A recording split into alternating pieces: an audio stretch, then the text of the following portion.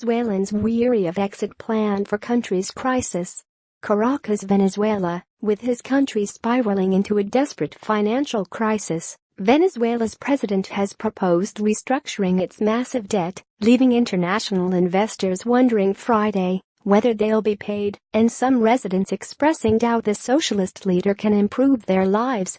President Nicolas Maduro announced Thursday that the state-run oil company will make good on a $1.1 billion payment, then begin refinancing and restructuring its debts. The country owes global creditors an estimated $120 billion, about half in the form of dollar-denominated bonds.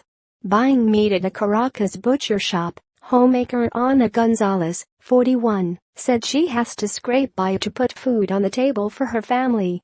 She has no faith that Maduro's government can rescue the country from its worst economic crisis ever. What he says is a lie. With this government, nothing will change, she said, standing at the counter. It's not possible to live like this. The oil-rich country racked up massive debt when global prices of oil soared during the late President Hugo Chávez's rule. But a dramatic drop in the price of crude has ravaged a country that sits atop the world's largest oil reserves. Making matters worse, in August the Trump administration, a harsh critic of Maduro's policies, levied financial sanctions that bar U.S. investors from lending to Venezuela.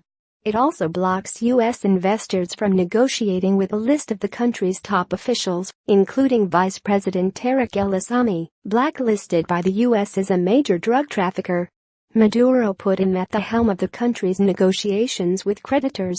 El-Assami, in a national broadcast Friday, invited investors to the first round of negotiations November 13 in Caracas.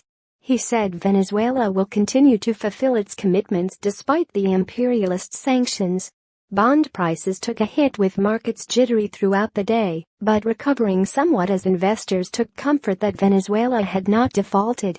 Even the market was confused about how to price things in the wake of Maduro's confusing remarks, said Russ Dolan, managing partner of Caracas Capital Markets and an expert on Venezuela's economy.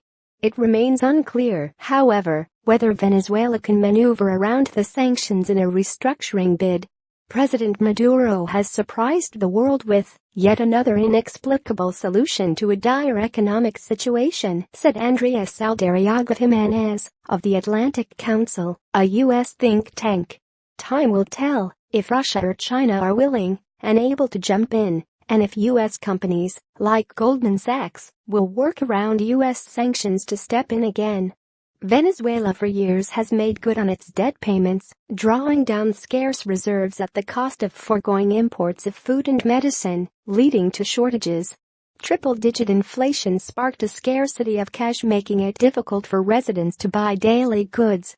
Ana Gonzalez, an opposition lawmaker in Venezuela's National Assembly, said the Congress will not recognize any financial restructuring without first holding a debate among lawmakers. This is a matter of national interest, Gonzalez said. The country needs to discuss to know what is going to be done with the debt. The International Monetary Fund said Friday it would give Venezuela 6 months to provide timely statistics about the nation's economy. If it doesn't comply, member nations could vote to expel the country from the multilateral lender. Associated Press writer Luis Alonso Lugo contributed to this story from Washington. Copyright 2017 The Associated Press. All rights reserved. This material may not be published, broadcast, rewritten or redistributed.